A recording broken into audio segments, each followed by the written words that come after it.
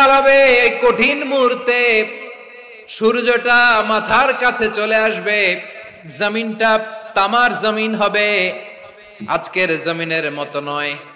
মানুষ ঘর্মাক্ত, ক্লান্ত, শ্রান্ত মাথার মগজগুলো কানের ছিদ্র আর নাকের ছিদ্র দিয়ে বেয়ে বেয়ে পড়বে। বিশ্বনবী ফরমান, ময়দানে 7 শ্রেণীর ব্যক্তিকে রব্বুল আলামিন তার আরশের নিচে ছায়া দিবেন। তার মধ্যে প্রথম শ্রেণীর ব্যক্তি হলো ইমামুন আদিল। ইমামুন আদিল, ন্যায়পরায়ণ শাসক, যে ইনসাফের সাথে বিচার করে, যে জাস্টিস সমাজে সার্ভ করে, যে সুশাসন নিশ্চিত করে, ওই ইমামুন আদিল। আদিল শব্দটা বুঝছেন না? ইন্নাল্লাহা ইয়া'মুরু বিল আদল, পাইছেন? আদিল। 7 শ্রেণীর ব্যক্তিকে আল্লাহ তাআলা সুশীতল আরশের নিচে ছায়া দিবেন, যেদিন তার দেয়া ছায়া ছাড়া কোনো ছায়া থাকবে না। এর প্রথম হচ্ছে ইমামুন আদিল, ন্যায়পরায়ণ শাসক। চিল্লায় বলেন সুবহানাল্লাহ। আবার বিশ্বনবী বললেন, ইন্নাল মুকসিতিনা ইনদাল্লাহি আলা মানাবিরা মিন নূর আন ইয়ামিনির রহমান। কিয়ামতের দিন যারা ন্যায় পরায়ণ হিসেবে আল্লাহর সামনে দাঁড়াবে, কিয়ামতের দিন রব্বুল আলামিন তার আরশের ডান দিকে ওই ন্যায় পরায়ণ লোকদের জন্য আরশের ডান দিকে একটা নূরের মিম্বারে তাদেরকে বসার সুযোগ করে দিবে। আল্লাহর আরশের ডান দিকে ন্যায় পরায়ণ লোকদের জন্য আল্লাহ তাআলা নূরের মিম্বার বানাবে। 4টে কেন কথা মনে করেছেন? আল আদাল, জাস্টিস। ইন্নাল্লাহা ইয়া'মুরু বিল আদল। আল্লাহ তাআলা এই আদালতের নির্দেশনা দেয়, সুবিচার, সুশাসন। প্রিয় ভাইয়েরা, এটা আমরা বাংলাদেশে চাই কি চাই না?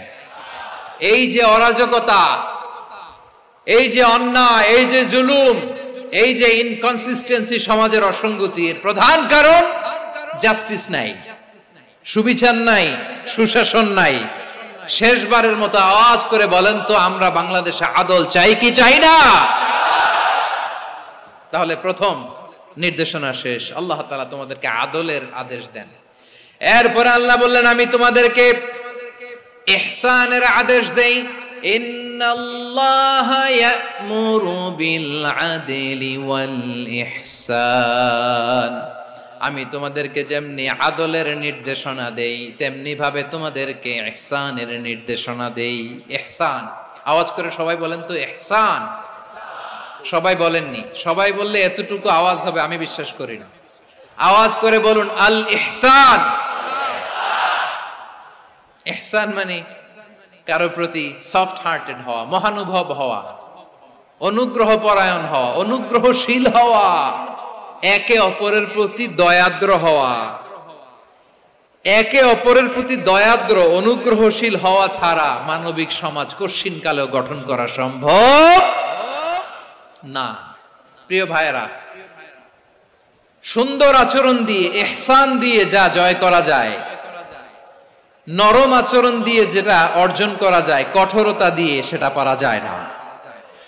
বিষ্ণু ঈসা ইসলাম ইহসান দিয়ে, কোমল আচরণ দিয়ে, তার অনুগ্রহ দিয়ে তিনি অনেক কাফিরের হৃদয়কে জয় করে ফেলেছেন।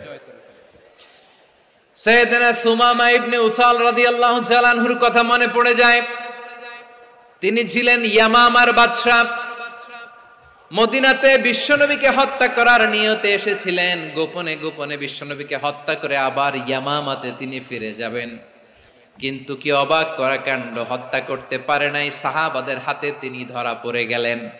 সাইয়েদনা সুমামা ইবনে উসাল রাদিয়াল্লাহু তাআলা আনহু হত্যার নিয়তে আসলেন, কিন্তু হত্যা করতে পারলেন না। সাহাবারা ওনাকে ধরে ফেললেন, ধরে মসজিদে নববীর পিলারের মধ্যে বেঁধে রাখলেন। সুমামা ইবনে উসাল, সিরাত থেকে শুনে, সিরাত থেকে শোনাচ্ছি, রাদিয়াল্লাহু তাআলা আনহু ইয়ামামার অধিপতি ছিলেন। ইয়ামামা বিশ্বনবীকে হত্যার জন্য আসছেন, ধরা পড়ে গেছেন, এখন মসজিদে নববীতে বেঁধে রাখছে, তার মানে বন্দী। এখন স্ট্যাটাস কি? বন্দী, ক্যাপটিভ। তো বিষ্ণু ঈসা ইসলাম সাহাবাদেরকে বললেন, তার খোঁজ খবর নিও, সুমামা ইবনে উসালের খোঁজ খবর নিও। সাহাবার বলেন, ইয়া রাসূলুল্লাহ, আপনাকে হত্যা করতে এসেছে, তার তো কঠিন ক্যাপিটাল পানিশমেন্ট হওয়া দরকার, কঠিন শাস্তি হওয়া দরকার। বিশ্বনবী বললেন না, আমি যেটা জানি তোমরা সেটা জানো না, তোমরা সুমামার সাথে ভালো আচরণ করো। বিশ্বনবী সুমামার কাছে গেলেন। প্রথম দিন যে তিনি কালেমার দাওয়াত দিলেন, ইমানের দাওয়াত দিলেন, ইসলামের দাওয়াত দিলেন, রিসালাতের দাওয়াত দিলেন, আখিরাতের দাওয়াত দিলেন। পরের দিন যে বিশ্বনবী সালাতের দাওয়াত দিলেন, যাকাতের দাওয়াত দিলেন, ইসলাম কি, কিভাবে, কেমন করে পালন করতে হয় চমৎকার আর্টিকুলেট করতে শুরু করলেন। তন্ময় হয়ে সুমামা ইবনে উসাল রাদিয়াল্লাহু তাআলা আনহু বিশ্বনবীর কথাগুলো শুনতে আরম্ভ করলো। একদিন নয়, 2 দিন নয়, টানা 3 দিন বিশ্বনবী সুমামার কাছে ইসলামকে প্রেজেন্ট করেছেন, উপস্থাপন করেছেন। আওয়াজ করে বলেন, কয় দিন? 3 দিন। 3 দিন মসজিদে নববীতে বাধা। আর সাহাবীদেরকে বললেন, তার খোঁজ খবর নিও, তোমরা যে রুটি বানাও এর মধ্যে সবচেয়ে ভালো আটার রুটিটা তারে দিও, সবচেয়ে রিফাইন্ড খেজুর, যেটা পিওর খেজুর, এটা তারে দিও। আর বিশ্বনবী নিজের উট থেকে দুধ দহন করে ওনার বাড়ির এক কর্মচারীকে বলেছেন, দুধ দহন করে সুমামার জন্য নিয়ে যেও। সুবহানাল্লাহ পড়বেন না? সবাই তো অবাক, ইয়ামামা থেকে আসছে নবীকে হত্যা করতে, বিশ্বনবী দেখে তারে জামাই আদর করে, তাকে মজার মজার খাবার দিও, দুধ দিও, আদর আপ্যায়ন করো। একদিন নয়, 2 দিন নয়, টানা 3 দিন বিশ্বনবী এভাবে সুমামার কাছে যেয়ে যে ইসলামকে প্রেজেন্ট করতে আরম্ভ করলেন, ইসলামকে উপস্থাপন করতে শুরু করলেন। আর তাকে চমৎকার এন্টারটেইনমেন্ট, আপ্যায়ন দিতে আরম্ভ করলেন। টানা 3 দিন যখন ইসলামের দ্য বিউটিজ অফ ইসলাম, ইসলামের সুমহান বাণী, সৌন্দর্য তার কাছে উপস্থাপন শেষ, তাকে আপ্যায়ন শেষ, বিশ্বনবী বললেন সাহাবাদেরকে, যাও এবার সুমামার হাতের পায়ের রশি দুটো খুলে দাও। সাহাবারা বললেন, ইয়া রাসূলুল্লাহ, কি বলেন আপনি? ও তো হত্যাকারী, সুযোগ পায় নাই, আপনারে মারতে পারে নাই, ছেড়ে দিলে আবার ও আপনার উপর তলোয়ার নিয়ে ঝাঁপিয়ে পড়বে। নবী, এই সিদ্ধান্ত আপনি নিতে যাবেন না। বিশ্বনবী বললেন, যেটা বলেছি সেটা করো, সুমামার রশিগুলো ছেড়ে দাও, সুমামার হাতে পায়ের রশিগুলো যে তোমরা খুলে দাও। সাহাবারা তর্ক জুড়ে দিলেন, লা ইয়া রাসূলুল্লাহ, এমনটা করবেন না, তো ভয়ঙ্কর, ভয়ঙ্কর খুনি, কি জানি কি হয়ে যায়। বিশ্বনবী বললেন, না, তার হাতে পায়ের রশিগুলো খুলে দাও। সাহাবারা বিশ্বনবীর কথা মতো তার হাতে পায়ের রশিগুলো খুলে দিল। সুমামা মুহূর্তের মধ্যে মসজিদে নববী থেকে বের হয়ে ইয়ামামায় ফিরে না যে মসজিদে নববীর পাশে একটা খেজুর বাগান ছিল, সেখানে চলে গেলেন। সেখানে একটা ছোট্ট কুয়া ছিল, কুয়ার পানি দিয়ে তিনি গোসল করলেন। সুবহানাল্লাহ পড়েন। কুয়ার পানি দিয়ে গোসল করে মসজিদে নববীর সামনে এসে বিশ্বনবী এবং সাহাবাদের সামনে দাঁড়িয়ে সাব্বাবা উঁচু করে বললেন, আশহাদু আল্লা ইলাহা ইল্লাল্লাহ ওয়া আশহাদু আন্না মুহাম্মাদান আবদুহু ওয়া রাসূলুহু। আল্লাহু আকবার। আমি সাক্ষ্য দিচ্ছি আল্লাহ ছাড়া কোনো ইলাহ নাই, আর মুহাম্মদ আল্লাহ তাআলার প্রেরিত বান্দা এবং রাসূল। প্রিয় ভাইয়েরা, ইহসান দিয়ে যা জয় করা যায়, কঠোরতা দিয়ে সেটা কঠিনকালেও জয় করা যায় না। আওয়াজ করে বলেন ঠিক কি না? এবার সুমামা দাঁড়িয়ে বলে, ওগো নবী, আমি তো কালিমা পড়ে মুসলমান হয়ে গেলাম, এবার শোনেন, এই মুহূর্তের আগে আপনার চেহারার চাইতে নিকৃষ্ট কোনো চেহারা আমার কাছে ছিল না, কিন্তু শাহাদা পাঠ করার পরে আপনার চেহারার চাইতে উত্তম শ্রেষ্ঠ কোনো চেহারা আমার কাছে আর নাই। ও নবী, আজকের দিনের আগে ইসলাম ধর্মের চেয়ে নিকৃষ্ট অপছন্দনীয় কোনো ধর্ম আমার কাছে ছিল না, কিন্তু এই মুহূর্ত থেকে ইসলামের চেয়ে সেরা শ্রেষ্ঠ পছন্দনীয় কোনো ধর্ম আমার কাছে নাই। নবী গো, আজকের দিনের আগে মদিনার চাইতে অপছন্দনীয় নিকৃষ্ট কোনো শহর আমার কাছে ছিল না, কিন্তু এই মুহূর্তের পর থেকে মদিনার চাইতে কোনো শ্রেষ্ঠ শহর আমার জানা নাই। সে ছিল গমের বড় ডিলার, গম বেচত। কি বেচত? তার গম কিনে মক্কার লোকেরা রুটি খাইতো। সে ঘোষণা দিল, আজকে থেকে মক্কাবাসীদের জন্য সব গম আমি হারাম করে দিলাম, মক্কাবাসী এখন না খেয়ে মরে। সুবহানাল্লাহ পড়বেন না? মক্কাবাসী বিশ্বনবীর কাছে আসলেন, এসে বললেন, মুহাম্মদ আমরা তো তোমার ভাই, তোমার চাচা, তোমার ভাতিজা, তোমার আত্মীয়, তুমি সুমামারে বলো সে যেন আবার গমের সাপ্লাই মক্কার জন্য অনুমতি দিয়ে দেয়। বিশ্বনবীর অনুমতি ক্রমে সুমামা আবার মক্কাতে গম পাঠাতে শুরু করলো। পড়েন সুবহানাল্লাহ। ইহসান, ইহসান দিয়ে আপনি যেটা জয় করতে পারবেন, you can win the heart of your enemies. ইহসান দিয়ে আপনি আপনার শত্রুর হৃদয়কে জয় করতে পারবেন। আওয়াজ করে বলেন ঠিক কি না? এজন্য আল্লাহ বললেন, ওয়া আনফিকু ফি সাবিলিল্লাহি ওয়া লা তুলকু বিআইদিকুম ইলাত তাহলুকা ওয়া আহসিনু ইন্নাল্লাহা ইউহিব্বুল মুহসিনিন। তোমরা আল্লাহর রাস্তায় দান করবে আর নিজেরা নিজেদেরকে ধ্বংসের হাতে ঠেলে দিও না। তোমরা একে অপরের প্রতি ইহসান করবে, কারণ ইহসানকারীদেরকে আল্লাহ বড্ড ভালোবাসেন। সুবহানাল্লাহ পড়েন।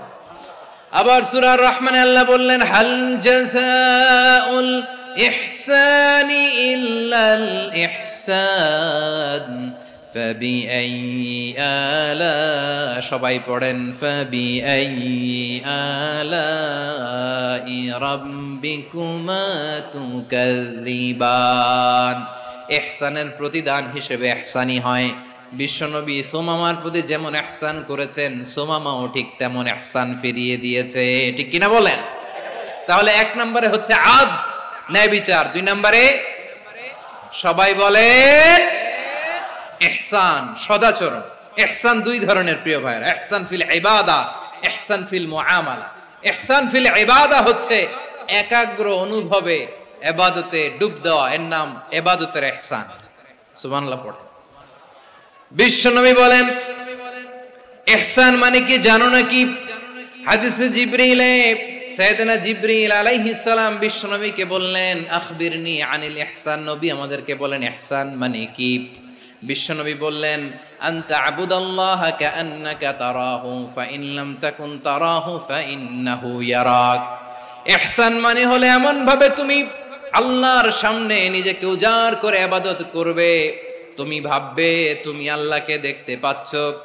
আর এটা যদি ভাবা তোমার জন্য কঠিন হয়ে যায়, অন্তত এতটুকু তুমি ভাববা যে আল্লাহ তোমাকে দেখতে পাচ্ছেন। ঠিক কিনা বলেন? ও আমার বীর চট্টলার ভাইয়েরা, কেউ যেটা দেখে না সেটা দেখে কে? এই বিশ্বাস হৃদয়ের মধ্যে আছে? নামাজে যখন দাঁড়ান এই ফিলিংসটা আনা যাবে? হ্যাঁ, এশার সালাত তো এখনো হয় নাই না? আলোচনা শেষে এশার সালাত এখানে অনুষ্ঠিত হবে, তাই না? আচ্ছা বলুন তো, আমরা এশার সালাত পর্যন্ত বেঁচে থাকবো এই গ্যারান্টি আছে কার কার? হাত তোলেন। কয়েকজন হাত তুলছে পেছনে, না বুঝে তুলে ফেলছে। এশা পর্যন্ত যে আমরা হায়াত পাবো কোনো গ্যারান্টি আছে? সবাই আওয়াজ করে বলেন গ্যারান্টি আছে? গ্যারান্টি নাই। এজন্য বিষ্ণু ইসলাম বলেছে এমন ভাবে নামাজে দাঁড়াও, ইবাদত করো, মনে করো হতে পারে এটাই আমার জীবনের শেষ নামাজ। পারফর্ম দ্য সালাহ as if this is your last and final prayer. এমন ভাবে সালাতে দাঁড়াও, ভাবো হতে পারে এটাই তোমার জীবনের শেষ নামাজ। এমন ভাবে নামাজে দাঁড়াও, ভাবো এটাই শেষ নামাজ। তাহলে নামাজে একাগ্রতা বাড়ায় দিবে কে? ফলে ইবাদতের ইহসান আমাদের অর্জিত হবে। আর মুআমালাতে ইহসান হলো, বিশ্বনবী বলেন, ইন্নাল্লাহা তাবারাকা ওয়া তাআলা কাতাবাল ইহসানা আলা কুল্লি শাই ফাইযা কাতালতুম ফাআহসিনুল কিতলা ওয়া ইযা যাবাহতুম ফাআহসিনুয যাবহা ওয়ালিয়ুহিদ্দা আহাদুকুম শাফরাতাহু ওয়ালিয়ুরিহ যাবিহাতাহু। ইহসান দুই ধরনের। আওয়াজ করে বলতে হবে কয় ধরনের? সবাই বলুন আওয়াজ করে, কয় ধরনের?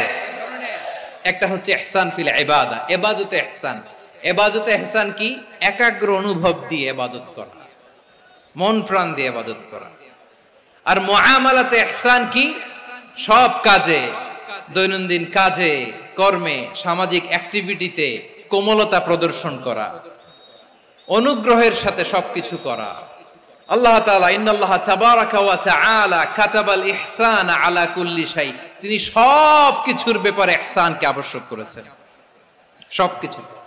মুমিনের সব কাজে ইহসানের পরশ থাকবে। ওয়াইদা কাতালতুম ফাহসিনুল কিতলা, বিষ্ণুই বলেন তুমি যখন কাউকে হত্যা করো ইহসানের সাথে করো। সুবহানাল্লাহ পড়বেন না? যখন হত্যা করো তখনও ইহসানের সাথে। আচ্ছা হত্যা করবো আবার ইহসান আসবে করতে করে তো মেরেই ফেলবো আমি। আল্লাহ, ও ভাই একজন খুন করেছে, খুনি, রাষ্ট্রীয় আইনে তার শাস্তি হয়েছে ডেথ পেনাল্টি, মৃত্যুদণ্ড। এখন মৃত্যুদণ্ড দেখে আপনি যেমনে মন চায় তেমনে মারবেন লোকটারে? ওর নাক কেটে ফেলতে পারবেন? ওর কান কাটতে পারবেন? ওর চোখ উপড়ে ফেলতে পারবেন আপনি? যেমন মন চায় তার অঙ্গহানি করা যাবে না। ইহসানের সাথে তাকে হত্যা করো।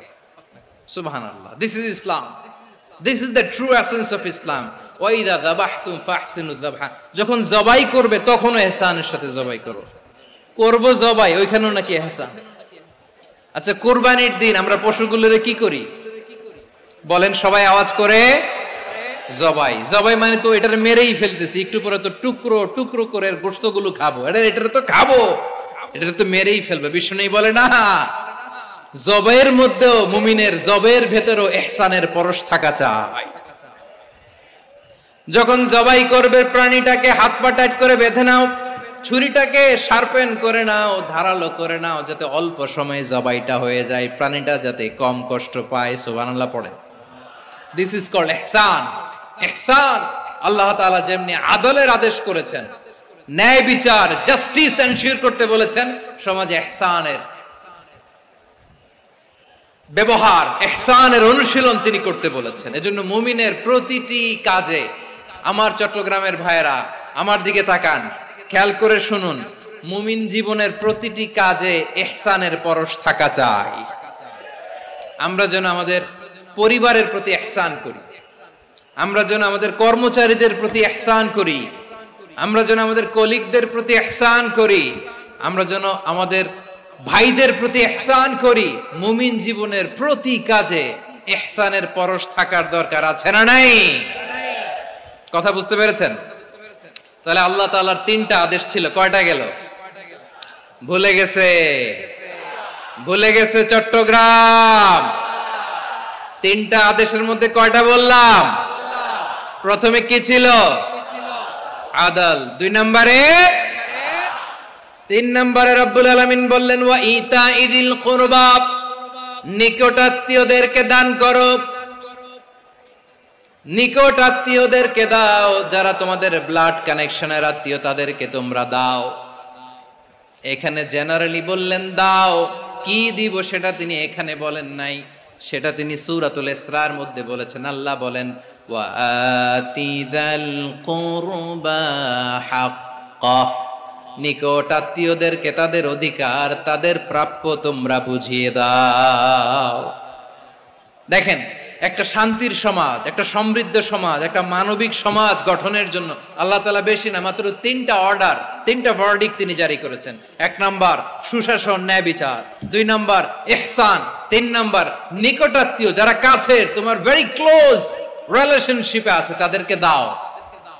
দাও, দিলে বাড়িয়ে দেয় কে? অনেকে দিতে চায় না, কৃপণতা করে। দিলে বাড়ায় দেয় কে? ও মিয়া, মদিনার মধ্যে সবচাইতে গরিব সাহাবী ছিল বেলাল রাদিয়াল্লাহু তাআলা আনহু। ওনার এন্টায়ার অ্যাসেট, সম্পদের পরিমাণ কতদূর জানেন? একটা লুঙ্গি। বেলাল রাদিয়াল্লাহু তাআলা আনহু, ওনার টোটাল ওয়েলথের এস্টিমেশন হচ্ছে মাত্র একটা লুঙ্গি। একটা লুঙ্গি, টোটাল ওয়েলথ এস্টিমেশন, টোটাল সম্পদের পরিমাণ বেলাল রাদিয়াল্লাহু তাআলা আনহুর কি ছিল? কথা বোঝে নাই বোধহয়। কি ছিল? ওই বেলাল রাদিয়াল্লাহু তাআলা আনহুকে বিষ্ণু ইসলাম বলেছেন আনফিক ইয়া বেলাল, ও বেলাল তুমিও দাও। ওয়ালা তাখশা মিন যিল আরশি ইখলালা, আরশের অধিপতির তো কোনো ঘাটতি নাই, তুমি দিলে ওই আল্লাহ তোমারে বাড়ায় দিবে। এজন্য আমার প্রিয় ভাইয়েরা, দিলে কমে না, দিলে বাড়ে। অনেকে ধরে রাখে, নতুন কিছু নিতে পারে না, হাত দিয়ে যেটা ধরে রেখেছেন এটা দিয়ে দেন, বড় একটা ধরার সুযোগ পাবেন। জোরে বলেন ঠিক কিনা? ধরেন 5 কেজি ওজনের একটা ধরে রাখছেন, এখন 10, এটা না ছাড়লে 10 কেজি ধরতে পারবেন আপনি? আচ্ছা 10 কেজির জিনিস একটা আছে হাতে, ওইটা যদি ছেড়ে দেন তাহলেই না 15 কেজি ধরতে পারবেন। কথা বলেন ঠিক কিনা? তাহলে দিলে বাড়িয়ে দেয় কে? রব্বুল আলামিন বললেন 3 নাম্বার আদেশ হলো তোমাদের প্রতি সমাজটারে কেমন করে মানবিক সমাজ, সুন্দর সমাজ গড়বা। 3 নাম্বার আদেশ হলো ওয়া আতিদাল কুরবা হাক্কা, নিকটাত্মীয়দেরকে তাদের প্রাপ্য বুঝিয়ে দাও। এই নিকটাত্মীয়দেরকে তাদের অধিকার বুঝিয়ে দেওয়া, প্রাপ্য বুঝিয়ে দেওয়াতে আমাদের গাফলতি আছে না নাই? চট্টগ্রামে নাই? মাশাআল্লাহ আছে, আছে। অনেকে দেখবেন অনেক আল্লাহওয়ালা তাহাজ্জুদ গুজার, সেজদা দিতে দিতে কপালে কালো দাগ ফেলে দিছে, সে তার বোনের হকটা আদায় করে নাই। আছে না নাই? হ্যাঁ, এখানেও আছে।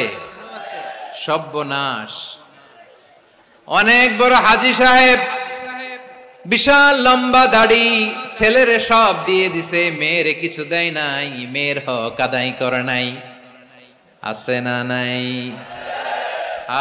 এই হাজী সাহেবেরা, এই আল্লাহওয়ালারা কিয়ামতের ময়দানে আটকে যাবে। আপনি অন্যের অধিকার নষ্ট করেছেন, তাদের রাইটস কে ভায়োলেট করেছেন।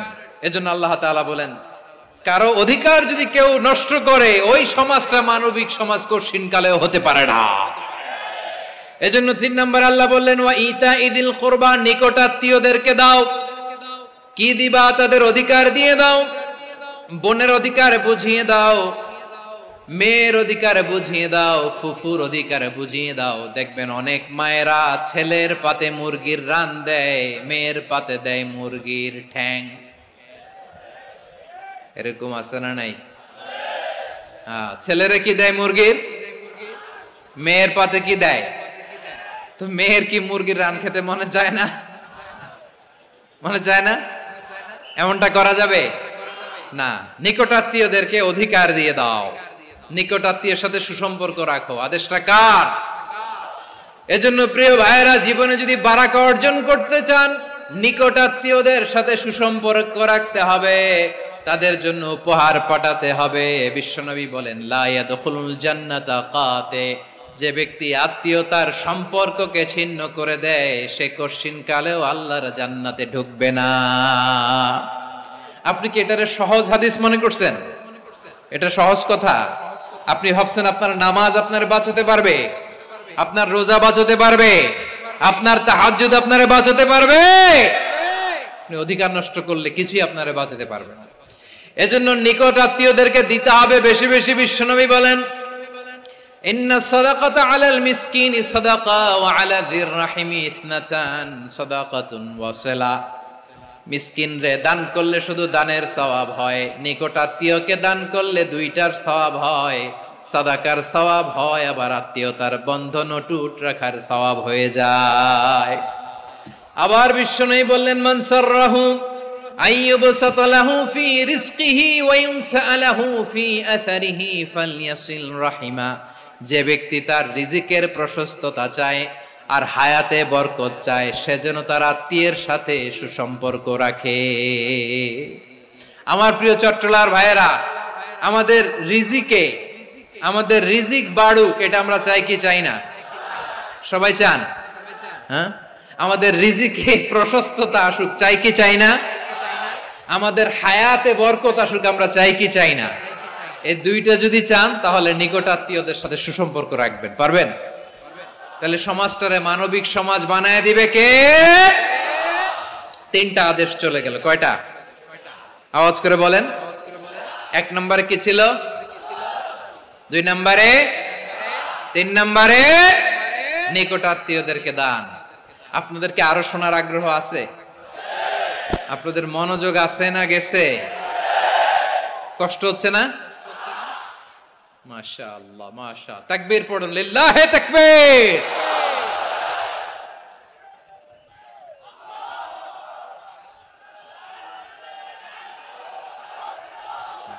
মাশাআল্লাহ।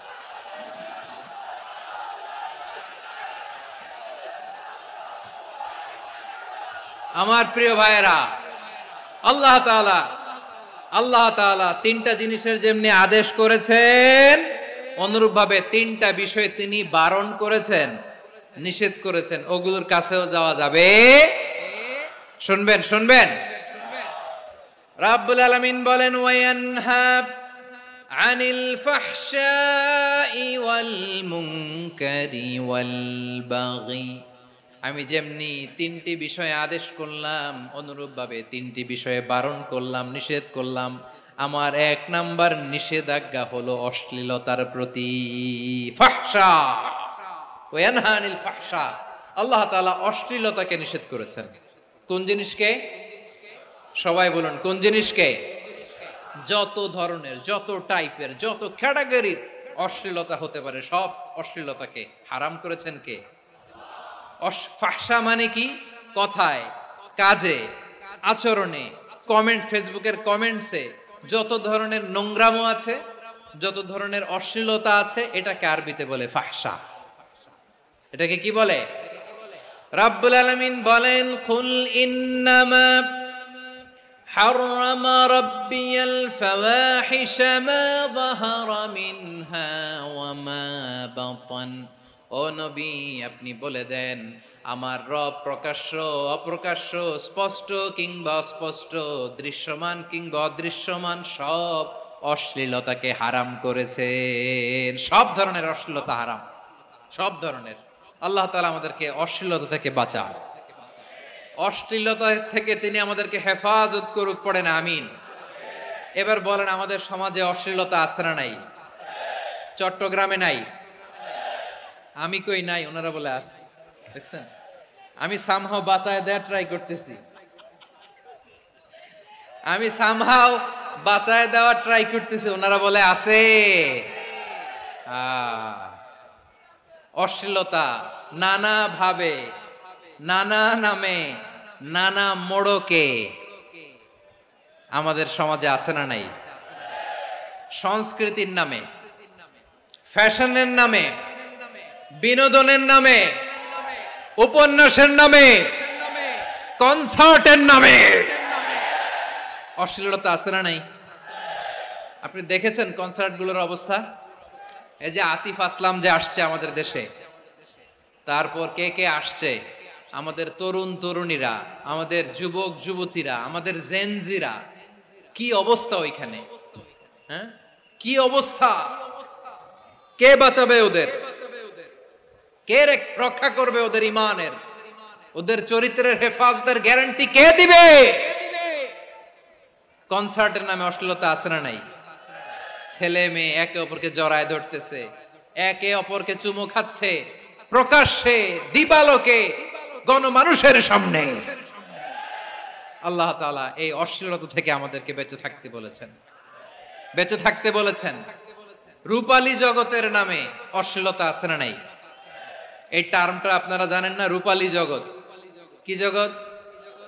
আসলে কি রূপালী জগৎ না অন্ধকার জগৎ? আমার বোনেরা, আপনাদেরকে যে কি বলে তারা বুঝায়, রূপালী জগৎ শুনেই আপনি ভরকে যাবেন না। রূপালী জগতে যে নারী যত বেশি উলঙ্গ, সে নাকি তত বেশি সাহসী। জানেন, বলে এটা একটা সাহসী নারী, খুব সাহসী পদক্ষেপ তার। যত বেশি শরীর থেকে কাপড় নামাতে পারবে, যত বেশি বস্ত্রহীন হয়ে নিজেকে প্রেজেন্ট করতে পারবে, সে নাকি তত বেশি সাহসী। আমার চট্টলার ভাইয়েরা, শয়তানের প্রথম এজেন্ডা ছিল বনি আদমকে বস্ত্রহীন করা। সে আদম এবং হাওয়া আলাইহিস সালামকে নিষিদ্ধ গাছের ফল খাইয়ে তাদেরকে বস্ত্রহীন করেছে। এই জামিনেও সে আমাদেরকে বস্ত্রহীন করতে চাইবে। এই রূপালী জগতের নামে তারা এটা করে। আমার প্রিয় বোনেরা, আপনি জানেন না আপনার দাম কত। ওরা আপনাদেরকে বিজ্ঞাপনের সস্তা পণ্য বানাতে চায়। ওরা আপনাদেরকে ওদের ভোগের লিপসার টুলস বানাতে চায়। ওরা আপনাদেরকে দিয়ে ওদের খায়েশ পূরণ করতে চায়। এটা আপনাদের জন্য মোটেও ডিগনিটি নয়, এটা আপনাদের জন্য সম্মান নয়। আপনার সম্মান শালীনতায়, আপনার সম্মান হেজাবে, আপনার সম্মান ভদ্রতায়, আপনার সম্মান আপনার ডিসেন্ট পোশাকে। পোশাক বলে দেয় এই নারীটা ভদ্র না অভদ্র, পোশাক বলে দেয় এই মেয়েটা কোন ঘরের মেয়ে। আওয়াজ করে বলেন ঠিক কিনা? আপনি জানেন না, আপনারা সস্তা পণ্য বানায়, ভোগের পণ্য, বিলবোর্ডে আপনাকে উলঙ্গ করে উপস্থাপন করে। এই অশ্লীলতার সাথে ইসলামের কোন সম্পর্ক। এজন্য আল্লাহ বলেন আমি অশ্লীলতাকে হারাম করেছি। অশ্লীলতাকে হারাম করার প্রথম কারণ হলো এর মাধ্যমে মানবতাকে অপমানিত করা হয়। কারণ মানুষের সম্মান মানুষের পোশাকে। মানুষ যখন পোশাকহীন হয়ে যায়, বস্ত্রহীন হয়ে যায়, তার সম্মান কমে যায়, ঠিক কিনা? অশ্লীলতাকে হারাম করার প্রথম কারণ হচ্ছে মানুষ মানুষকে অপমান করে। একটা নারী, সে তো সম্মানিত, নারী যে কত সম্মানিত নারীরা এটা বুঝেই নাই। বিশ্বনবী বলেন আর দুনিয়া কুল্লুহা মাতা ওয়া খায়রু মাতা'আদ দুনিয়া আল মারআতুস সালিহা। আমার বোনেরা, 5টা প্যান্ডেলে আপনারা এলইডিতে আমার আলোচনা শুনছেন, আমি জানি। আপনাদের এই গর্ভ যে কত দামি আপনি জানেন না। আপনার পেট থেকেই আসবে আগামী দিনের সালাহুদ্দিন আল আইয়ুবী। আপনার পেট থেকেই আসবে অনাগত দিনের ইমাম মাহদী আল মুনতাযর। আপনার পেট থেকেই আসবে অনাগত দিনের ফয়সাল, ওয়াসিম, মুগ্ধ, আবু সাইদের মতো বীর যোদ্ধা।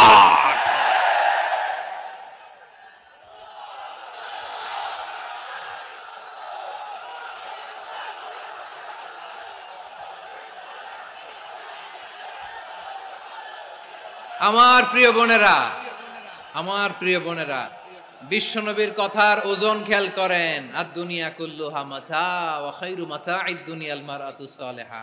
দুনিয়ার সবকিছুই অ্যাসেট, এর মধ্যে সবচেয়ে দামি অ্যাসেট নেককার নারী। আপনার গর্ভ যে কত দামি আপনি জানেন না। নিজের সময়টাকে কাজে লাগান, কোরআন পড়েন, সুন্নাহ পড়েন। আপনার অনেক দায়িত্ব ঘরে। You are the MD of your family. একটা family it's a very big institution. পরিবার একটা অনেক বড় প্রতিষ্ঠান। And you are the MD of your institution. আপনি এই পরিবারের MD, managing director of your family. এখানে আপনার কত দায়িত্ব। আপনি ছেলে মেয়েদেরকে তারবিয়া করবেন।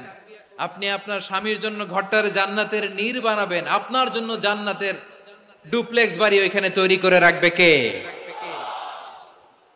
আপনি যে কত দামি আপনি জানেন না। নারীদেরকে আল্লাহ বানিয়েছেন উচ্চতর করে, নিম্নতর নয়। নারীদেরকে ছোট্ট জিনিস দিলে এটারে বড় করে দেয়। নারীদেরকে ভ্রূণ দিলে, শুক্রাণু দিলে নারী এটারে বাচ্চা বাচ্চা হিসেবে উপহার দেয়, ঠিক কিনা? বিয়ের মাধ্যমে স্বামী যখন তার শুক্রাণু তার স্ত্রীকে উপহার দেয়, স্ত্রী রিটার্নে কি উপহার দেয়? ফুল ফর্ম বেবি, মানব সন্তান। দেখছেন, আপনি দিলেন একটুক, উনি দিছে বিশাল। আপনি যদি নারীকে বাজার এনে দেন, নারী এটাকে সুস্বাদু খাবারে রূপান্তর করে দেয়। আপনি তাকে একটা মুচকি হাসি দিয়ে দেন, সে তার কলিজা দিয়ে দেয়। কিন্তু যদি আপনি তার মনে কষ্ট দেন, সে আপনার জীবনকে জাহান্নাম বানায়া দেয়। খবর আছে। নারীর মন বুঝতে পারলে নেয়ামত, বুঝতে না পারলে কিয়ামত, ঠিক কিনা বলে? কত দামি আপনি জানেন না। জানেন না আপনি কত দামি, অনেক দামি আপনি। আপনাদেরকে যেন ভোগের সস্তা পণ্য বানাতে না পারে, আপনাদেরকে সচেতন থাকতে হবে, সজাগ থাকতে হবে, কনসার্ন থাকতে হবে। শয়তানের ওই হাতছানির দিকে আর নজর দেওয়া যাবে না। তাহলে কেন আল্লাহ তাআলা এই ফাহশা অশ্লীলতাকে হারাম করলেন? 1 নাম্বার, এতে হিউম্যান ডিগনিটি কমে। 2 নাম্বার, এতে মানুষের অধিকার নষ্ট হয়। আপনি বিয়ে করেছেন, এরে পরকিয়া করেন, ওর সাথে এরকম আছে না নাই? স্ত্রীর অধিকার নষ্ট করেছেন। আপনি বিবাহ সম্পর্কে আবদ্ধ হয়েছেন তার সাথে, আপনি পরকিয়া করেন ওই ছেলের সাথে, আপনি আপনার হাজবেন্ডের সাথে বিট্রে করেছেন। এজন্য আল্লাহ অশ্লীলতাকে হারাম করেছেন। অশ্লীলতাকে হারাম করার আরেকটা কারণ হচ্ছে আল্লাহ তাআলা এই হিউম্যান জেনারেশনকে এটাকে প্রিজার্ভ করতে চায়। হিফজুন নাসল, এটা মাকাসিদুশ শরিয়ার অনেক গুরুত্বপূর্ণ একটা মাকাসিদ, অনেক গুরুত্বপূর্ণ। আপনার নাসল, আপনার জেনারেশনকে সংরক্ষণ করা। এই যে আসতেছে ফেব্রুয়ারি, কত ফেব্রুয়ারি জানো? এটা কি বিশ্ব ভালোবাসা দিবস? হ্যাঁ, কি দিবস? এই বিশ্ব ভালোবাসা দিবসের সাথে মুসলমানদের কোনো সম্পর্ক নাই। আমার প্রিয় ভাইরা, এই যে আপনি অবৈধ সম্পর্কে জড়ালেন, কেন আল্লাহ অশ্লীলতাকে হারাম করেছে দেখেন। বলতেছিলাম যে এটা আপনার নাসাল, আপনার জেনারেশন, আপনার লিনিয়েজ, আপনার বংশকে প্রিজার্ভ করা। কে কার বাবা, কে কার মা, বাবা মা জানা, প্রজন্মকে প্রিজার্ভ করা, এটা ইসলাম ওয়াজিব করে দিয়েছে। এই যে অবৈধ সম্পর্কের কারণে, বিশ্ব বেহায়া দিবসের কারণে, এগুলোর আউটকাম আউটপুট হিসেবে মাঝে মাঝে ঢাকা মেডিকেলের ডাস্টবিনে নবজাতকের বাচ্চার কান্নার আওয়াজ শুনতে পাওয়া যায়। চট্টগ্রাম মেডিকেলের ডাস্টবিনে নবজাতকের কান্না শুনতে পাওয়া যায়।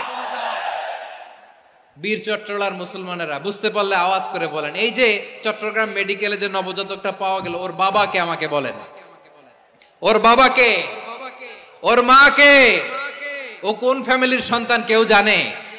আপনি হিউম্যান ডিগনিটিকে অপমান করেছেন না? আপনি তার ভবিষ্যৎকে অন্ধকার করেছেন না? আপনি তার লিনিয়েজকে প্রশ্নবিদ্ধ করে দিয়েছেন না? এই জন্য আল্লাহ তাআলা অশ্লীলতাকে আমাদের জন্য হারাম করে দিয়েছেন। পড়েন সুবহানাল্লাহ।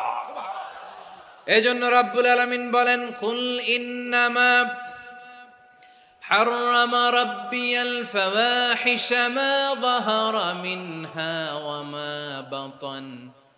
প্রকাশ্য প্রকাশ্য সব অশ্লীলতাকে হারাম ঘোষণা করে দিয়েছে কে? আবার দুনিয়ার বুকে যারা অশ্লীলতার প্রসার করে তাদের জন্য শাস্তি মজুদ রেখেছে কে? রব্বুল আলামিন বলেন, ইন্নাল্লাযীনা يحبون أن تشيع الفاحشة في الذين آمنوا لهم عذاب أليم في الدنيا والآخرة والله يعلم وأنتم لا تعلمون। নিশ্চয়ই যারা বিশ্বাসীদের মাঝে অশ্লীলতার প্রচার প্রসার করতে চায় তাদের জন্য আমি মর্মন্তুদ শাস্তি প্রস্তুত করে রেখেছি, দুনিয়াতেও রেখেছি, আখিরাতেও রেখেছি। ঘোষণাটা কার? যারা এই নাটকের নামে, সিনেমার নামে, রূপালী জগতের নামে, মুভির নামে, ওটিটি প্ল্যাটফর্মের নামে আমার সমাজে অশ্লীলতা ছড়াতে চায় তাদের জন্য কঠিন মর্মন্তুদ শাস্তি মজুদ রেখে দিয়েছে কে? ও আমার বোনেরা, এখনো আপনি জাগবেন না? এখনো আপনার চিন্তার দুয়ারে এখনো নাড়া পড়ে নাই? ওরা আপনাকে উলঙ্গ বানাতে চায়, ওরা আপনাকে আইটেম গার্ল বানাতে চায়। এজন্য ইসলাম অশ্লীলতাকে হারাম করেছে। হারাম। ইসলাম বলেছে যোজন যোজন দূরে থাকো। ওরা বলে না, কাছে আসো, কাছে আসার গল্প, ক্লোজ আপ ওয়ান, কাছে আসার গল্প আছে না? নাই? চট্টগ্রামে তো এগুলো নাই মাশাআল্লাহ। হ্যাঁ, এখানেও আছে ক্লোজ আপ ওয়ান, কাছে আসার গল্প। আল্লাহ বলেন, ওয়ালা তাকরাবুজ জিনা, কাছেও এসো না, জিনা থেকে যোজন যোজন কিলো দূরে থাকো। ওরা বলে কাছে আসার গল্প। আমার বীর চট্টলার ভাইয়েরা, কাছে আসতে হলে আমরা কোরআনের কাছে আসব, কাছে আসতে হলে নবীর কাছে আসব, কাছে আসার গল্প হবে আমার রবের কাছে আসার গল্প। চিল্লায় বলো ঠিক কিনা?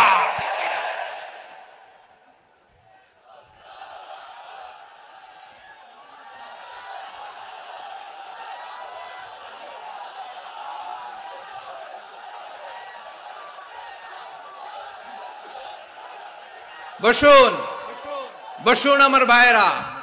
তাহলে অশ্লীলতার সাথে আমাদের কোনো সম্পর্ক? সবাই বলতে পারেননি, আওয়াজ করে বলুন, অশ্লীলতার সাথে আমাদের কোনো সম্পর্ক? আমরা এই সমস্ত ক্লোজ আপ ওয়ান, কাছে আসার গল্পের প্রোগ্রামে যাব?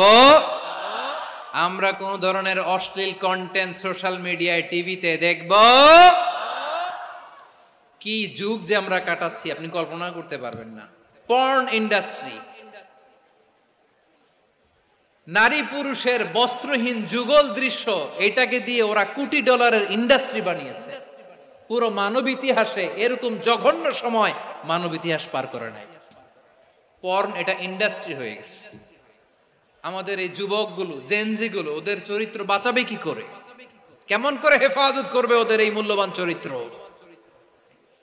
আমার প্রিয় ভাইয়েরা, এই অশ্লীলতার দ্য লেটেস্ট ভার্সন হচ্ছে LGBTQ, শরীফ থেকে শরীফা। শুনছেন আপনারা? দেখতে পুরুষ, আসলেই পুরুষ, সুস্থ একজন পুরুষ, 4 সন্তানের বাবা, বলে আমি মনে মনে নারী। দেখতে নারী, সুস্থ নারী, আসলেই সে দিব্যি একজন নারী, বলে আমি মনে মনে পুরুষ।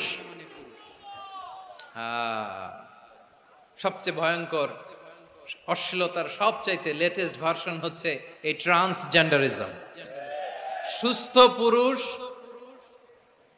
তার বায়োলজিক্যাল গ্রোথকে হরমোন দিয়ে স্টপ করে দিয়ে সে সার্জারি করে নারী হতে চায়, সুস্থ নারী পুরুষ হতে চায়। পুরুষ পুরুষের প্রতি সেক্সুয়ালি আকর্ষণ বোধ করে, এটা লূত আলাইহিস সালামের কওমের মধ্যে ছিল। এটাকেও আল্লাহ কোরআনে ফাহিশা বলেছেন। ওয়ালুতান ইয ক্বালা লিকওমিহি আতাতুনাল ফাহিশাতা মা সাবাকাকুম বিহা মিন আহাদিম মিনাল আলামিন। লূত আলাইহিস সালাম বললেন, তোমরা কি এমন এক অশ্লীল কার্যক্রমে ডুব দিলে নাকি যেটা গোটা বিশ্বের কেউ কখনো করে নাই, তোমরাই প্রথম করেছো? পড়েন নাউযুবিল্লাহ। এই পশ্চিমের এই রোগ আমার দেশে যেন আসতে না পারে, আমাদের সজাগ থাকতে হবে। প্রিয় ভাইয়েরা, চিল্লায় বলেন ঠিক কি না? পশ্চিমের অবস্থা ভয়ঙ্কর। পাশ্চাত্যে, আমি যুক্তরাষ্ট্রে ছিলাম অনেকদিন, কয়েক মাস, বিভিন্ন স্টেটে ঘুরেছি। গার্ডিয়ানরা উদ্বিগ্ন, ছেলে মেয়েদেরকে, ছোট্ট ছেলে মেয়ে, ওদেরকে জিজ্ঞেস করে, তুমি how do you feel right now inside yourself? তুমি ভিতরে ভিতরে কেমন ফিল করো? তোমার কি ছেলে ছেলে লাগে না মেয়ে মেয়ে লাগে? আচ্ছা বলেন, এই ছোট্ট বাচ্চাটা ওকে এগুলো জেন্ডার অ্যাসাইনমেন্ট বলতে এগুলো কিছু বুঝে? এইভাবে মিসগাইড করা হচ্ছে। কৌতূহল বশত ছোট্ট ছেলে যদি বলে আমার তো মেয়ে মেয়ে লাগে, তখন বলে যে না তুমি মেয়ে, ছেলে না। মা বাবা বাধা দিলে ওকে আলাদা গভর্নমেন্ট হাউসে নিয়ে যায়। ভয়ঙ্করতম অবস্থা। আমরা একটা সময়ে শুনতাম যে হুজুর আমার ছেলেটা খুব ভালো, হাফেজে কোরআন, আল্লাহওয়ালা। হুজুর আমার ছেলে দাড়ি রাখছে, আল্লাহওয়ালা। হুজুর আমার ছেলে 5 ওয়াক্ত সালাত জামাতের সাথে পড়ে, তার মানে আল্লাহওয়ালা। পশ্চিমে যে আমি কি শুনছি জানেন? ওরা বলে হুজুর আমার ছেলেটা ইউনিভার্সিটির একটা মেয়ের সাথে প্রেম করে, ও খুব আল্লাহওয়ালা, হুজুর দোয়া করবেন।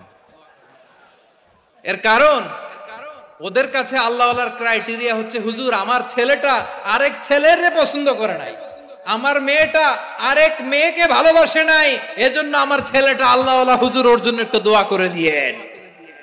কি চ্যালেঞ্জ ওরা ফেস করতেছে। ওনার ছেলে যে আরেক ছেলেরে বিয়ে করবে না, এটাতেই উনি খুশি যে আলহামদুলিল্লাহ আমার ছেলেটা একটা মেয়েরে ভালোবাসে, আমার মেয়েটা একটা ছেলেরে ভালোবাসে, মানে এটা খুব আল্লাহওয়ালা। নাউজুবিল্লাহ পড়তে পারলেন না? এজন্য অশ্লীলতার সাথে আমাদের কোনো সম্পর্ক। রব্বুল আলামিন বলেন ওয়ায়ানহা আনিল ফাহশাই ওয়াল মুনকারি ওয়াল বাগি। 3টা জিনিসকে আমি নিষিদ্ধ করলাম। 1 নাম্বার হলো ফাহশা, অশ্লীলতা। 2 নম্বরে হলো মুনকারের সমস্ত মন্দ কাজ। আপনাদের মনোযোগ আছে না? শেষ করে দিব? আর 2-1 মিনিট শুনবেন? আচ্ছা বলি তাহলে, আরো 2-1 মিনিট। তাহলে নিষেধাজ্ঞা জারি করেছেন 3টা জিনিসের উপর। 1 নাম্বার কি? ফাহশা, অশ্লীলতা। 2 নাম্বার মুনকার। মুনকার মানে হচ্ছে যত মন্দ কাজ, খারাপ কাজ, বাজে কাজ, এটার বলে মুনকার। এটার কি বলে? আপনারা পড়ছেন না তা'মুরুনা বিল মা'রুফি ওয়া তানহাউনা আনিল মুনকার। ভালো কাজের আদেশ, সৎ কাজের আদেশ, অসৎ কাজের নিষেধ। মুনকার, মুনকার হচ্ছে মানুষের স্বাভাবিক বিবেকবোধ যেটাকে খারাপ বলে, ওইটাই মুনকার। পৃথিবীর সব আসমানি গ্রন্থ যেটাকে খারাপ বলেছে, মানুষের স্বাভাবিক বিবেকবোধ যেটাকে খারাপ বলেছে, এগুলো সব মুনকার। যেমন ইফটিজিং, এটা কি ভালো না খারাপ? মজুদদারি, খাদ্যে ভেজাল দেওয়া, ওজনে কম দেওয়া, মাছে ফরমালিন মিশানো, চাঁদাবাজি, টেন্ডারবাজি, দখলবাজি, এগুলো আমাদের স্বাভাবিক বিবেকেই বলে এগুলো খারাপ, এগুলো হচ্ছে মুনকার। আল্লাহ তাআলা এই মুনকার থেকে আমাদেরকে বেঁচে থাকতে বলেন, আর শয়তান এই মুনকারের প্রতি আমাদেরকে উদ্বুদ্ধ করে। আল্লাহ তাআলা বললেন, ইয়া আইয়ুহাল্লাযীনা আমানু লা তাত্তাবিউ খুতুওয়াতিশ শাইতান ومن يتبع خطوات الشيطان فإنه يأمر بالفحشاء والمنكر। আল্লাহ বললেন, আমার গোলামেরা শোনো শোনো, ও আমার বিশ্বাসী বান্দারা খবরদার, তোমরা কশিনকালেও শয়তানের পদাঙ্ক অনুসরণ করবে না, কারণ শয়তান তোমাদেরকে অশ্লীলতা এবং মন্দ কাজের দিকে উদ্বুদ্ধ করে। আমাদের কাজ হচ্ছে শয়তান আমাদেরকে যে দিকে নিতে চায় আমরা তার উল্টা দিকে যাব, ঠিক কিনা বলে? শয়তান এই মন্দ কাজকে আমাদের কাছে বিউটিফাই করে, চাকচিক্যময় করে আমাদের সামনে উপস্থাপন করে। এজন্য আল্লাহ বলেন, মুনকারকে থামাতে হবে, মুনকার প্রতিরোধ করতে হবে। মুনকার প্রতিরোধের দায়িত্ব শুধু আমাদের নাকি? শুধু আপনার খতিব সাহেবের, ইমাম সাহেবের, নাকি মুসলিম উম্মার সবার?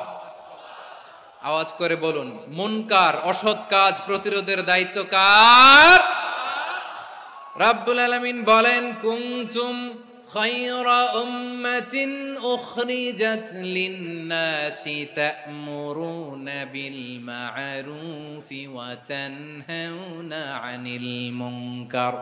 তোমাদেরকে শ্রেষ্ঠ জাতি করে জমিনের মধ্যে আবির্ভূত করা হয়েছে, যাতে করে তোমরা জমিনের ভেতরে সৎ কাজের আদেশ করতে পারো আর অসৎ কাজের নিষেধ করতে পারো।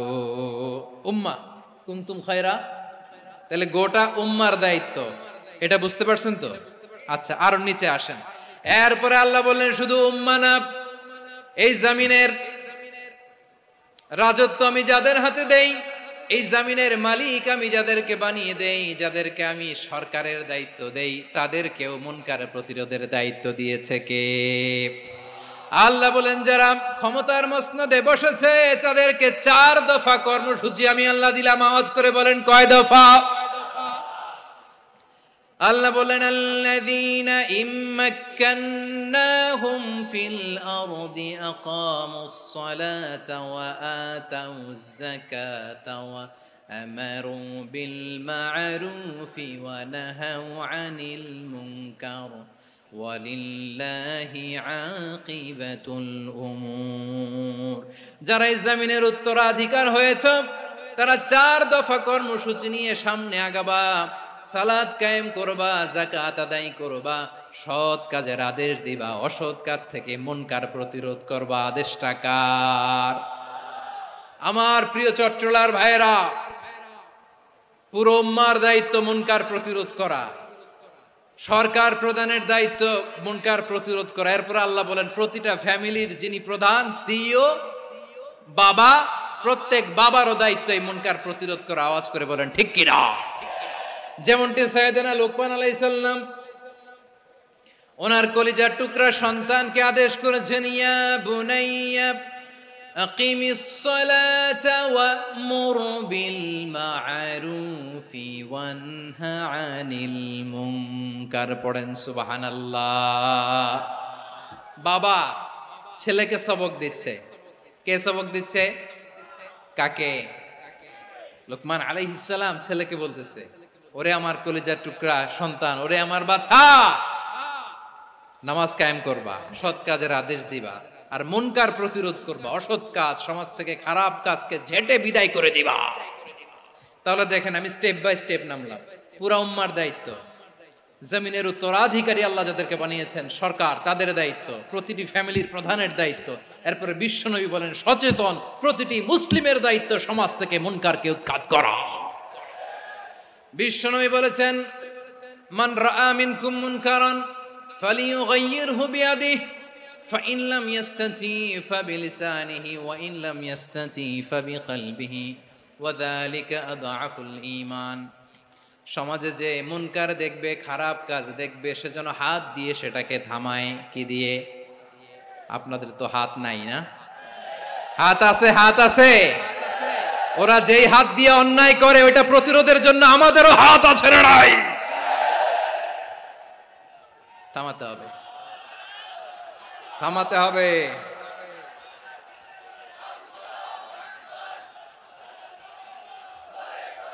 বসুন আমার প্রিয় ভাইয়েরা, ওরা ওদের যে হাত দিয়ে টেন্ডারবাজি করে, চাঁদাবাজি করে, ইফটিজিং করে, দখলবাজি করে, যে হাত দিয়ে ওই মুনকার থামায় দেওয়ার জন্য আল্লাহর দিয়ে আমাদেরও দুটি হাত আছে না নাই? আমাদেরও হাত আছে, থামাইতে হবে, থামাইতে হবে, হিম্মত করতে হবে। আমার প্রিয় ভাইরা, না থামালে আমরাই ডুববো শেষমেশ। আমাদের বাঁচার জন্য হইলেও থামাইতে হবে। রব্বুল আলামিন বলেন, ওয়াত্তাকু ফিতনাতাল লা তুসিবান্নাল্লাযীনা যালামু মিনকুম খাসসা। ও আমার গোলামেরা, ওই আযাবকে ভয় করো যে আযাব যখন আমি জমিনের বুকে পাঠাই শুধু জালেমদেরকেই মারি না, আলেমদেরকেও মারি। আযাব যখন আসে তখন শুধু জালিমই মরে না, আলেমও মরে। জানেন, মুসা আলাইহিস সালামের পায়ে একবার একটা লাল পোকা কামড় দিয়েছে, লাল পিঁপড়া। লাল পিঁপড়া কামড় দিলে খুব আরাম লাগে না? কি লাগে? হ্যাঁ, জ্বলে না? লাল একটা পিঁপড়া কামড় দিছে, তো উনি রেগে মেগে পাশি দেখে লাল পিঁপড়ার বাসা, পা দিয়ে ডলে মুছে সবগুলো পিঁপড়া মেরে ফেলছে। এই ঘটনাটা আল্লাহ ঘটিয়েছেন এজন্য মুসা আলাইহিস সালাম ছিলেন কালিমুল্লাহ, সরাসরি আল্লাহর সাথে কথা বলতেন। তিনি আল্লাহকে জিজ্ঞেস করেছিলেন, আল্লাহ তুমি যখন কোন জনপদে আযাব পাঠাও, শাস্তি দাও, ওখানকার শুধু জালেমরাই তো মরে না, ভালো মানুষগুলাও মরে, তো আযাব দিবা মুশরিকদের উপর দিবা, অবাধ্যদের উপর দিবা, ভালো মানুষগুলারে মারো কেন? আল্লাহ বলেন, মুসা তোমার যে কামড় দিছিল পায়ের মধ্যে পিঁপড়া, কয়টা পিঁপড়া? জোরে বলেন। একটা পিঁপড়া, তো সবগুলারে মারলা কেন? রেগে মেগে পুরো পিঁপড়ার বাসা ভেঙে মেসাকার করলা কেন? এই মুসা, আমি যখন অ্যাকশনে যাই, আমি যখন শাস্তি দেই, তখন এত বাস বিচার করা হয় না, বাস বিচার করা যায় না। যখন অ্যাকশনে যাওয়া হয় ওইটা ডাইরেক্ট অ্যাকশন হয়ে যায়। চিল্লায় বলো ঠিক কিনা? এজন্য আমাদের বাঁচার জন্য হলে ওই পাপ থামাতে হবে, এই শয়তানের অট্টহাসি থামাতে হবে, অন্যায় অপরাধ সমাজ থেকে আমাদের থামাতে হবে। কারণ আযাব আসলে ওরাও মরবে, আমরাও মরব। একটা জাহাজ 2 তলা, আপনি আছেন 2য় তলায়, শুনতেছেন? শুনতেছেন? জাহাজ কয় তলা? আপনি কোন তলায়? 2য় তলায়। নিচের তলার কিছু লোক জাহাজের তলা ছিদ্র করতে আরম্ভ করছে। কি ছিদ্র করতেছে? আচ্ছা, জাহাজের তলা ছিদ্র করলে তলা দিয়ে কি ঢুকে? এখন আপনি যদি বলেন আমার কি, আমি তো 2 তলায়, আমার কি, আমি তো সেফ, আমি ইন দ্য সেফ জোন, আমি তো ভালো আছি, আমি তো ভালো আছি, ওরা ছিদ্র করে ওরা মরবে। আসলে কি শুধু ওরা মরবে, নাকি তলা ফুটো হলে ভিতরে পানি ঢুকলে আপনারও শরীর সমাধি হবে? তলা দিয়ে যখন পানি ঢুকবে, জাহাজ ডুবলে আপনিও মরবেন। এজন্য নিজে মরার আগে ওই পাগলগুলোর নিচতলায় যে থামাতে হবে। চিল্লায় বলেন ঠিক কিনা? এজন্য আল্লাহ বললেন, মুনকার প্রতিরোধের দায়িত্ব সমাজের টপ টু বটম সবার। পুরো উম্মার দায়িত্ব, সরকার প্রধানের দায়িত্ব, প্রতিটি ফ্যামিলির প্রধান বাবার দায়িত্ব। বিশ্বনবী বললেন প্রতিটি সচেতন মুসলিমের দায়িত্ব। এজন্য মুনকার প্রতিরোধ করার দরকার আছে না নাই? সমাজে এই যে ইফটিজিং হয়, আপনার বোনের বয়সী একটা মেয়েকে কিছু বখাটে টিটকারি করে, এই বলে সেই বলে, নোংরা কথা বলে, রাস্তায় দেখেও আপনি পাশ দিয়ে না দেখার মতো চলে যান কেন? আপনি দাঁড়ান না কেন? আপনি দাঁড়ালেই তো থেমে যাবে, কারণ সত্যের যে শক্তি তার সামনে মিথ্যা মুখ থুবড়ে পড়ে। আপনার সামনে ও কিছুই না, নাথিং। আপনি দাঁড়ান, ওকে প্রশ্ন করেন যে আমার বোনকে তুমি ডিস্টার্ব করো কেন? আপনাকে দেখে আরো 5 জন দাঁড়াবে, 5 জনকে দেখে আরো 10 জন দাঁড়াবে। আমাদের নীরবতা আর আমাদের নিশ্চুপ থাকাই জালিমদেরকে আরো শক্তিশালী জালিম বানিয়েছে। এজন্য মুনকার প্রতিরোধের দায়িত্ব আমাদের সবার। টেন্ডারবাজি, চাঁদাবাজি, দুর্নীতি, অপরাধ, দখলদারিত্ব, মজুদদারি, এগুলো সব কিছু একসাথে প্রতিরোধ করতে হবে, ঠিক কিনা বলেন? একটা মানবিক সমাজ যদি চাই, প্রতিরোধ করতে হবে। প্রিয় ভাইয়েরা, আল্লাহর শপথ নিয়ে বলি, এই নাসিহাত গুলো সবার জন্য, সব দলের জন্য, সব মতের মানুষের জন্য। আমরা কোনো দলের প্রতি মানুষকে ডাকি না, আমরা ডাকি ইসলামের দিকে। সব দলের, সব মতের, সব মানুষদেরকে আমরা আহ্বান জানাই, আসুন আমরা একটা সুন্দর সমাজ বিনির্মাণ করি। এই যে নতুন বাংলাদেশের এক সুযোগ এসেছে, আর জীবনে হয়তো আসবে না, সামনের 100 বছর এই সময় আসবে না। আসুন দেশটাকে আমরা সাজাই, আসুন আমরা দুর্নীতি বন্ধ করি, আসুন আমরা চাঁদাবাজি বন্ধ করি, আসুন আমরা দখলদারিত্ব বন্ধ করি, আসুন আমরা এক দল আরেক দলকে নিশ্চিহ্ন করার যে রাজনীতি, এটা বন্ধ করি। সব দলের প্রতি আমার আহ্বান। আমি কিছুদিন আগে একটা নিউজ দেখলাম, ওই যে লন্ডনে বসে জনাব তারেক রহমান সাহেবকে আমি ধন্যবাদ দিতে চাই। উনি সংবাদ শোনা মাত্রই ওনার দলের অনেক চাঁদাবাজকে উনি বহিষ্কার করেছে। I do appreciate. প্রতিটি দলের এরকম ইনিশিয়েটিভ নেওয়ার দরকার আছে না নাই? যে কোনো দলে এই প্র্যাকটিসটা থাকার দরকার আছে না নাই? চাঁদাবাজদের সাথে আপনারা নিজেদেরকে মুক্ত ঘোষণা করবেন যে এরা আমার দলের কর্মী হতে পারে না। আমরা চাঁদাবাজ মুক্ত বাংলাদেশ চাই, জুলুম মুক্ত বাংলাদেশ চাই, ফ্যাসিজম মুক্ত বাংলাদেশ চাই, গুণ খুন খারাপি মুক্ত বাংলাদেশ চাই। আমরা নতুন ভোরের বাংলাদেশ চাই। ওই বাংলাদেশ পাওয়ার জন্য মুনকার প্রতিরোধে, অন্যায় প্রতিরোধে যদি বাঘের বাচ্চার মতো, আবু সাইদের মতো 2 হাত উঁচু করে, বুককে টান টান করে প্রসারিত করে দাঁড়াতে হয়, রাজি আছো মুসলমান? কারা কারা রাজি? আল্লাহকে হাত দেখিয়ে প্রতিজ্ঞা করো।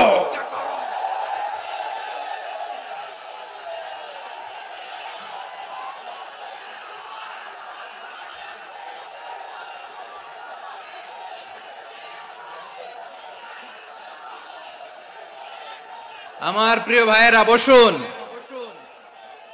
বসুন আমার ভাইয়েরা। রাব্বুল আলামিন বলেন, ওয়ায়ানহা আনিল ফাহশাই ওয়াল মুনকারি ওয়াল বাগি ইয়াইদুকুম লাআল্লাকুম তাযাক্কারুন। বসুন। আল্লাহ বললেন, আমি অশ্লীলতাকে নিষেধ করি, আমি সব ধরনের মন্দ কাজকে নিষিদ্ধ করি, সব শেষে আমি সীমা লঙ্ঘনকে তোমাদের জন্য নিষিদ্ধ করি। আলোচনা মনে আছে তো, না ভুলে গেছেন? নিষিদ্ধ করেছেন কয়টা জিনিস? 1 নম্বরে অশ্লীলতা, 2 নম্বরে মুনকার তথা সব মন্দ কাজ, 3 নম্বরে আল বাগি, সীমা লঙ্ঘন, ক্রসিং দ্য লিমিট। সীমা লঙ্ঘন করা ভালো না। We all should know our limits. চিল্লায় বলেন ঠিক কিনা? একই আয়াতে আল্লাহ বললেন, কুল ইন্নামা হাররামা রাব্বিয়াল ফাওয়াহিশা মা যাহারা মিনহা ওয়া মা বাতানা ওয়াল ইসমা ওয়াল বাগিয়া বিগাইরিল হক। অন্যায় ভাবে যে অবাধ্য হয়, যে সীমা লঙ্ঘন করে, তাদেরকেও আমি এটা হারাম করে দিলাম। সীমা লঙ্ঘন করা হারাম, সীমা লঙ্ঘন করা হারাম। আল্লাহ বারবার বারবার আমাদেরকে ওয়ার্নিং দেয়। যখন আমরা থামি না তখন আল্লাহ ধরে, আর যখন ধরে তখন ছাড়ে না। ধরে ধরে ধরে না, ধরলে আল্লাহ। ফেরাউনকে কিন্তু হুট করে ধরে নাই, আপনারা জানেন 9 বার ওয়ার্নিং দিয়েছে। ফেরাউনকে আল্লাহ তাআলা ওয়ার্নিং দিয়েছিল কয়বার? বীর চট্টলার বীর সেনানীরা আওয়াজ করে বলেন, ফেরাউনকে ধরার আগে ওয়ার্নিং দেয়া হয়েছিল কয়টা? রাব্বুল আলামিন বলেন, ওয়ালাকাদ আতাইনা মূসা 9 আয়াতিন বাইয়িনাত। 9টা মুআজিজা দেখিয়েছি। 1 2 3 বারবার এইভাবে রিমাইন্ডার, ওইভাবে রিমাইন্ডার, এইভাবে নসিহত, ওইভাবে দাওয়া। ফাকুলা লাহু কাওলান লাইয়িনা, নরম করে বলো, সফট করে বলো, যত ওয়ে হতে পারে দাওয়া মেথডোলজির। মূসা আলাইহিস সালামের সব অ্যাপ্লাই শেষ, 10ম বারে যে আল্লাহ ধরছে। 10ম বারে যে ধরেছে। এজন্য আল্লাহ বলেন, আমি সীমা লঙ্ঘনকে পছন্দ করি না। কোরআনের অন্য আয়াতে বাগীকে বলা হয়েছে আল ইতিদা, সীমা লঙ্ঘন যারা করে তাদেরকে আল্লাহ বলেছেন মুতাদিন।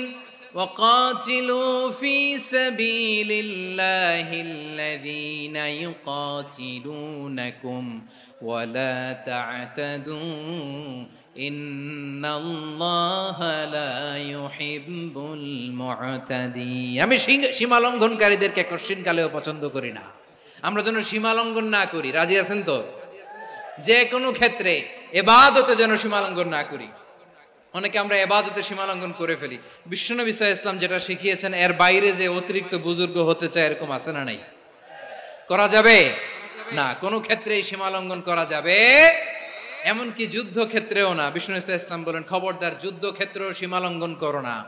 কি সুন্দর ইসলাম আমরা পেয়েছি। বিশ্বনবী বলেন খবরদার যুদ্ধের ময়দানে কোনো নারীর গায়ে হাত তোলো না, কোনো শিশুর গায়ে হাত তোলো না, কোনো গবাদি পশু হত্যা করো না, কোনো শস্য ক্ষেত্র ধ্বংস করো না, ইবাদতরত অন্য ধর্মের কোনো সন্ন্যাসীর গায়ে হাত তোলো না। বলেন সুবহানাল্লাহ। তাহলে আমরা সীমা লঙ্ঘন করতে পারবো? প্রিয় ভাইরা, একটা সুখী সমৃদ্ধ শান্তির সমাজ, মানবিক সমাজ যদি আমরা গঠন করতে চাই, আমাদের আল্লাহর দেয়া কয়টা আদেশ মানতে হবে বলেন দেখি? সবাই বলেন কয়টা? আর বেঁচে থাকতে হবে কয়টা জিনিস থেকে? আওয়াজ করে বলেন কয়টা? আচ্ছা, আদেশ নাম্বার 1 কি ছিল বলেন? আল্লাহর আদেশ কি? 1 নাম্বার আদাল, ন্যায়পরায়ণতা। আমরা সুবিচার, সুশাসন, ন্যায় বিচার চাই কি চাই না? 2 নম্বরে কি ছিল? মাশাআল্লাহ, আওয়াজ করে বলেন 2 নম্বরে কি ছিল? ইহসান।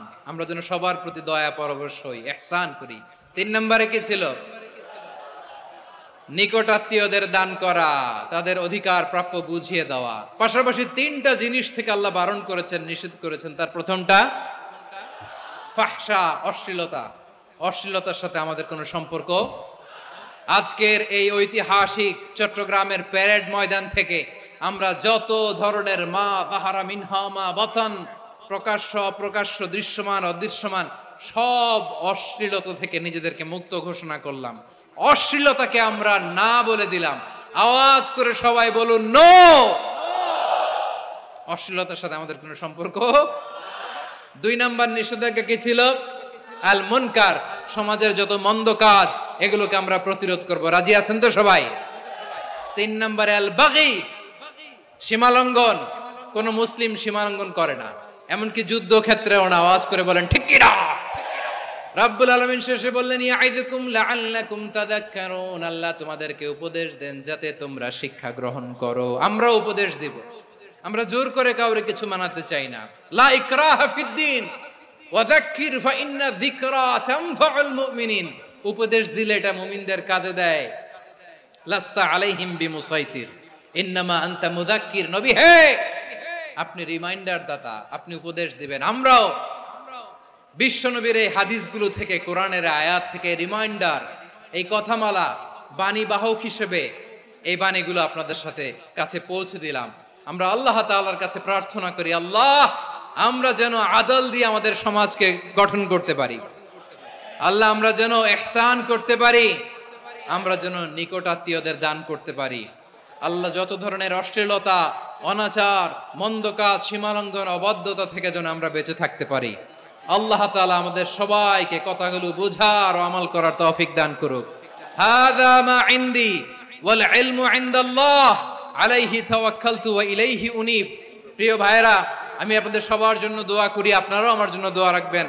আমাদের পাশেই আছেন আমাদের সকলের শ্রদ্ধাভাজন, আমাদের মুরব্বী আওলাদে রাসূল আনোয়ার হোসেন তাহের জাবির আল মাদানী হাফিজাহুল্লাহ ওয়া রাআ।